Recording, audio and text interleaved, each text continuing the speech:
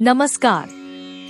आप सभी का एक बार फिर से स्वागत है हमारे चैनल भक्ति ज्ञान में। माघ मास के शुक्ल पक्ष की एकादशी को जया एकादशी कहते हैं।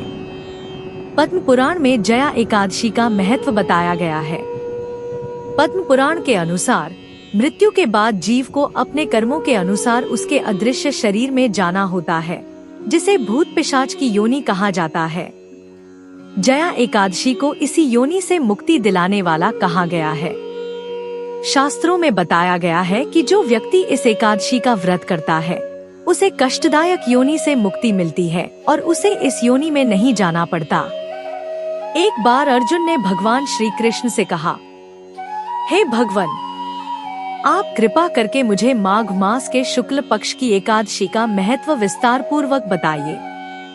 माघ शुक्ल पक्ष की एकादशी में किस देवता की पूजा करनी चाहिए?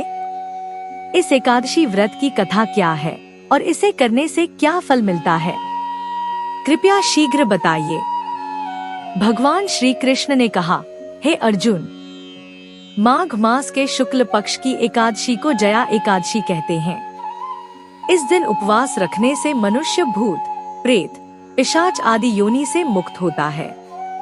इस दिन विधि पूर्वक उपवास करना चाहिए। अब मैं तुम्हें जया एकादशी व्रत की कथा कहता हूँ। एक समय की बात है, नंदन वन में उत्सव का आयोजन हो रहा था। देवता, ऋषिमुनि सभी उत्सव में मौजूद थे। उस समय गंधर्व गा रहे थे और गंधर्व कन्याएं नृत्य कर रही थी। इन्हीं गंधर्वों में एक मालवान भी था जो बहुत ही सुरीला गाता था। जितनी सुरीली उसकी आवाज थी उतना ही वह रूपवान भी था। गंधर्व कन्याओं में एक पुष्पवती नाम की नृत्यांगना भी थी।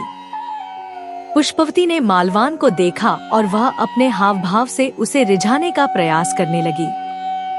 मालवान पुष्पवती पर आसक्त होकर अपने गायन का सुरताल भूल गया। इससे संगीत की लय टूट गई और संगीत का सारा आनंद बिगड़ गया। उस सभा में उपस्थित देवगणों को यह अच्छा नहीं लगा।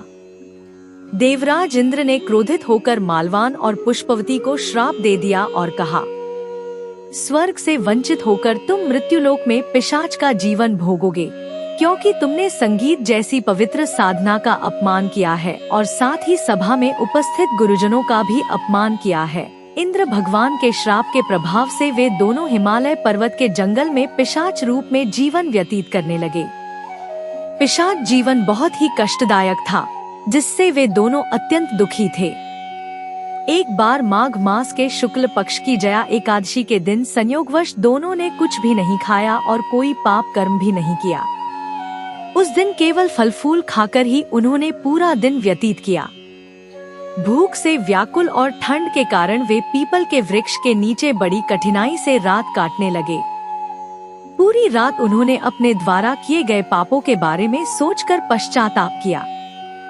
सुबह होते ही दोनों की मृत्यु हो गई। अनजाने में ही सही, उन्होंने एकादशी का उपवास कर लिया था और भगवान के नाम का जागरण भी हो चुका था। परिणामस्वरूप प्रभु की कृपा से उनकी पिशाच योनि समाप्त हो गई और वे पुनः अप्सरा व सुंदर गंधर्व के रूप में लौट आए। वे सुंदर वस्त्रों और आभूषणों से अलंकृत होकर स्वर्गलोक को लौट चले। जब देवराज इंद्र ने उन्हें स्वर्ग में देखा तो वे आश्चर्यचकित रह गए। उन्होंने पूछा कि वे उनके श्राप से मुक्त कैसे हुए। तब उन्होंने बताया, भगवान विष्णु की कृपा से हमने अनजाने में माघ शुक्ल की जया एकादशी का उपवास किया, जिसके प्रताप से हमें पिशाच जीवन से मुक्ति मिल गई। कुछ इस तरह से जया एकादशी का व्रत करने से भक्त को पूर्व जन्म में किए गए पाप कर्मों से भी मुक्ति मिल जाती है। इसलिए हमें भी जया एकादशी का व्रत अवश्य करना चाहिए। तो यह थी जया एकादशी व्रत कथा। आपको यह कथा कैसी लगी? कमेंट करके जरूर बताएं। साथ ही हमारे चैनल भक्ति ज्ञान को सब्सक्राइब करना ना भूलें। धन्यवाद।